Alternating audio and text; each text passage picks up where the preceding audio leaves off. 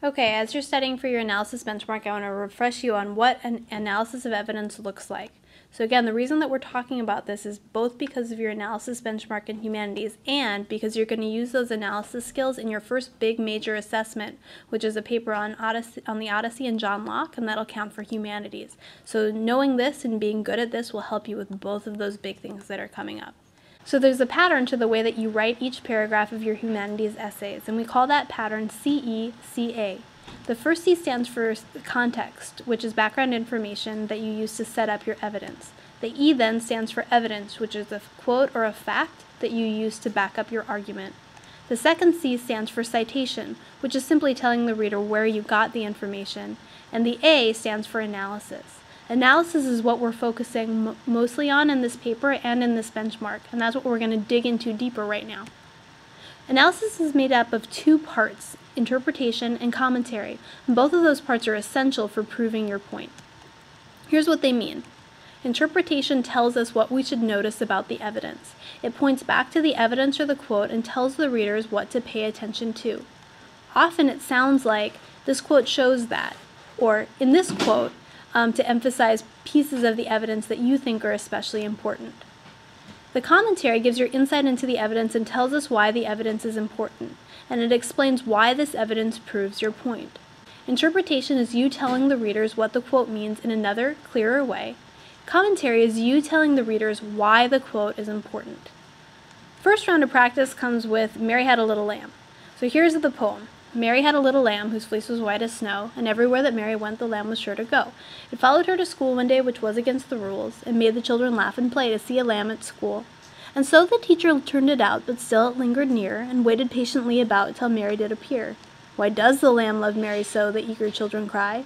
Why, Mary loves the lamb, you know, the teacher did reply.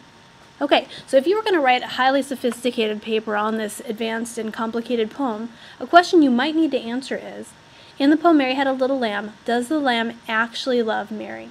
And whatever you think, you're going to have to be able to prove that with evidence. Okay, my answer to that poem, based on the lines that are in green, is that yeah, the lamb does love Mary, and this is my evidence. So now I need to use interpretation and commentary to make it clear why those two green lines actually prove my point. So, my claim is that the lamb loves Mary. My evidence is, waited patiently about till Mary did appear, and that's in lines 11 through 12. I've got to use analysis to link my evidence back to my claim, and I'm going to do that in two steps. First, my interpretation is going to explain what the quote means. And so my interpretation for this quote might be, this quote shows that the lamb waited for Mary even when it had the freedom to run away. Notice that my interpretation is connecting back to that waited patiently part of the quote, so interpretation is highlighting part of the evidence that I really want my readers to focus on. After interpretation, you dig into commentary, and that's why the quote matters. So my commentary might sound like this. From this, we know that the lamb must love Mary. If the lamb did not love her, it would have left when the teacher released it outside.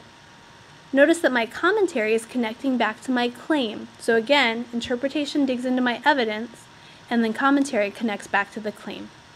Let's look at another one that's actually from the Odyssey. So if I wanted to prove, Odysseus demonstrates the value of circumspection in the lotus eaters, I might choose this evidence.